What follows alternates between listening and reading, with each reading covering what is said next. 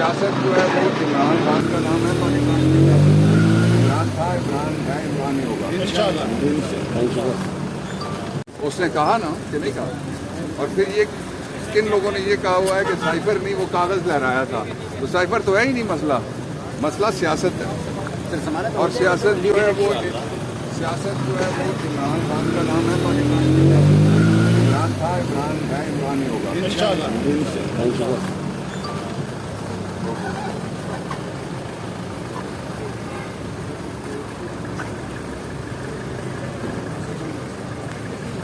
इजाज़त ठीक है सर।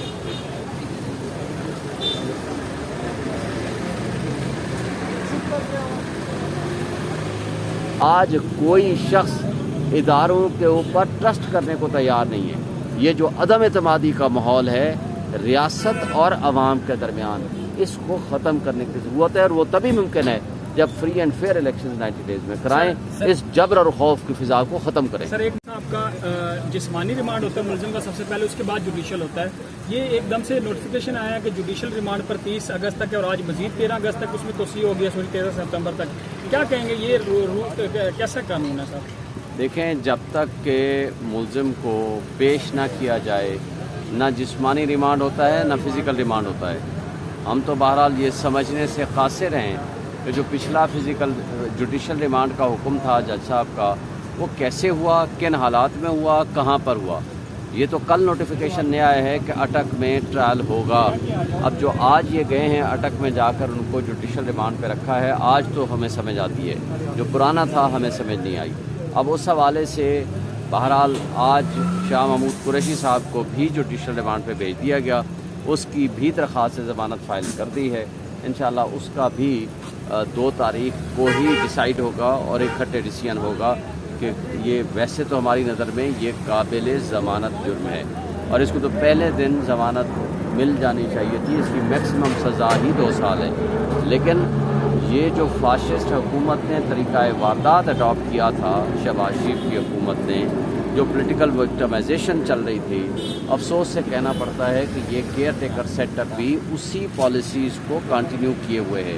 हालांकि इनको चाहिए था कि जो बुनियादी इंसानी हुकूक मुअत्तल हैं, जो ये मुल्क बेआइन हो चुका है, ये मुल्क में आकर के कोई बेहतरी की तरफ लेके जाएं, इस मुल्क को ट्रैक पे चढ़ाएं, इस मुल्क में फ्री एंड फेयर इलेक्शंस कराएं, जो स्ट्रॉन्ग इंडिपेंडेंट गवर्नमेंट आगे आए, जो लोगों की मुंतखब नुमाइंदा हुकूमत हो, उसके ज़रिए मसाइल हल हों। जब ये गैर यकीनी की कैफियत बाकी रहेगी तो इस मुल्क में न सिर्फ ये कि माशी तबाही आएगी, बल्कि उससे सियासी अबतरी होगी, उससे अफरा तफरी होगी, उससे इंतशार होगा।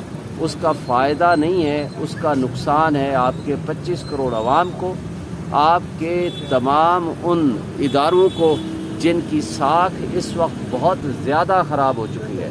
आज कोई शख्स इदारों के ऊपर ट्रस्ट करने को तैयार नहीं है।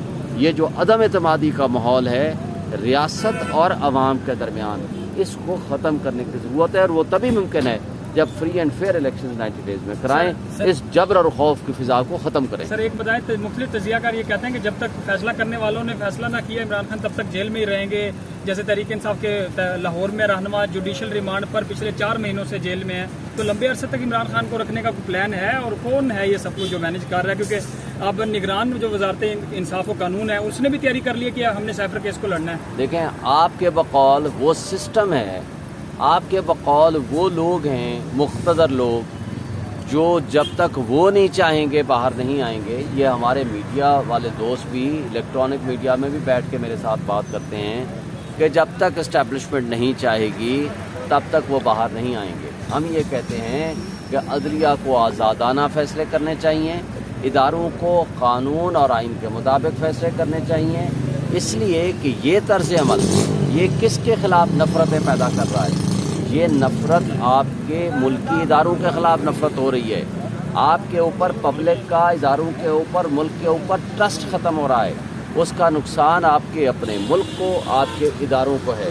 इसलिए मैं नहीं समझता कि सिस्टम जो है, मैं नहीं समझता हमारे मुल्क के वो मुक़्तदर लोग जो इसमें फ़ैसले करने के मजाज हैं कि आज एक शख्स की नफ़रत में मुल्क को 25 करोड़ आवाम को और तबाही के दहाने पे पहुंचा के उसको गड़े में खोते हैं। ये नहीं हो सकता।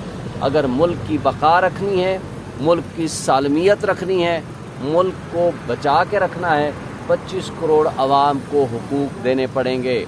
आपको एक शख्स की नफ़रत में इतना आगे नहीं जाना पड़ेगा ताकि आपका मुल्क बच जाए, आपके 25 करोड़ आवाम को सुख मिले।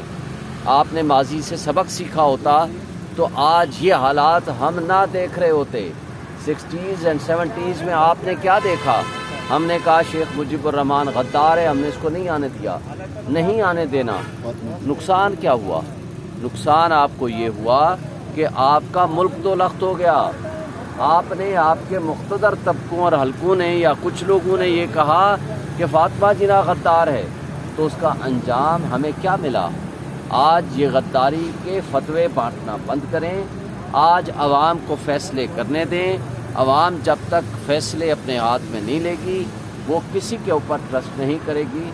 इससे मुल्क को कोई फ़ायदा नहीं। सर 2 तारीख को इमरान खान के साइफर केस में ज़मानत होगा और इकट्ठे डिसीजन होगा कि ये वैसे तो हमारी नज़र में ये काबिल ज़मानत जुर्म है और इसको तो पहले दिन ज़मानत मिल जानी चाहिए थी। इसकी मैक्सिमम सज़ा ही 2 साल है। लेकिन ये जो फाशिस्ट हुकूमत ने तरीक़ा वारदात अडॉप्ट किया था, शहबाज शरीफ की हुकूमत ने, जो पॉलिटिकल विक्टिमाइजेशन चल रही थी, अफसोस से कहना पड़ता है कि ये केयर टेकर सेटअप भी उसी पॉलिसीज़ को कंटिन्यू किए हुए है।